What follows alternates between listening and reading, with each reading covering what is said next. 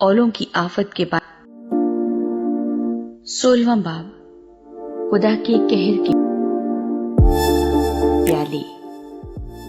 फिर मैंने मकदस में से किसी को बड़ी आवाज से उन 7 फरिश्तों से ये कहते सुना कि जाओ, खुदा के कहर के 7 प्यालों को जमीन पर उलट दो।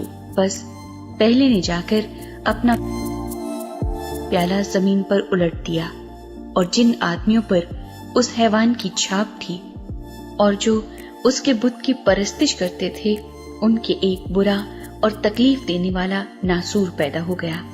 और दूसरे ने अपना प्याला समुन्दर में उल्टा, और वो मुर्दे का सा खून बन गया, और समुन्दर के सब जानदार मर गए। और तीसरे ने अपना प्याला दरियाओं और पानी के चश्मों पर उल्टा, और वो खून बन गए। और मैंने पानी के फरिश्ते को ये कहते सुना कि ऐ कद्दूस जो है और जो था, तू आदिल है कि तूने ये इंसाफ किया, क्योंकि उन्होंने मुकद्दसों और नबियों का खून बहाया था, और तूने उन्हें खून पिलाया, वो इसी लायक है। फिर मैंने कुर्बानगाह में से ये आवाज सुनी कि ऐ खुदावंद खुदा कादिर मुतलक, बेशक तेरे फैसले दुरुस्त और रास्त हैं। और चौथे ने अपना प्याला सूरज पर उल्टा, और उसे आदमियों को आग से झुलस देने का इख्तियार दिया गया, और आदमी सख्त गर्मी से झुलस गए। और उन्होंने खुदा के नाम के निस्बत कुफर बका जो इन आफतों पर इख्तियार रखता है, और तौबा ना की कि उसकी तमजीद करते। और 5वें ने अपना प्याला उस हैवान के तख्त पर उल्टा, और उसकी बादशाही में अंधेरा छा गया, और दर्द के मारे लोग अपनी जुबानें काटने लगे, और अपने दुखों और नासूरों के बाइस आसमान के खुदा के निस्बत कुफर बकने लगे, और अपने कामों से तौबा ना की। और 6 ने अपना प्याला बड़े दरिया यानी फरात पर उल्टा, और उसका पानी सूख गया, ताकि मशरिक से आने वाले बादशाहों के लिए राह तैयार हो जाए।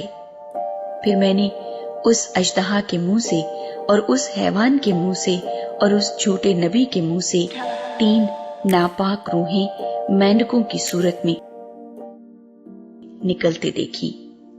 ये शयातीन की निशान दिखाने वाली रूहें हैं, जो कादिर मुतलक खुदा के रोजे अजीम की लड़ाई के वास्ते जमा करने के लिए सारी दुनिया के बादशाहों के पास निकल कर जाती हैं। देखो, मैं चोर की तरह आता हूँ। मुबारक वो है जो जागता है और अपनी पोशाक की हिफाजत करता है, ताकि नंगा न फिरे और लोग उसकी बरहंगी न देखें। और उन्होंने उनको उस जगह जमा किया जिसका नाम इब्रानी में हर मजदून है।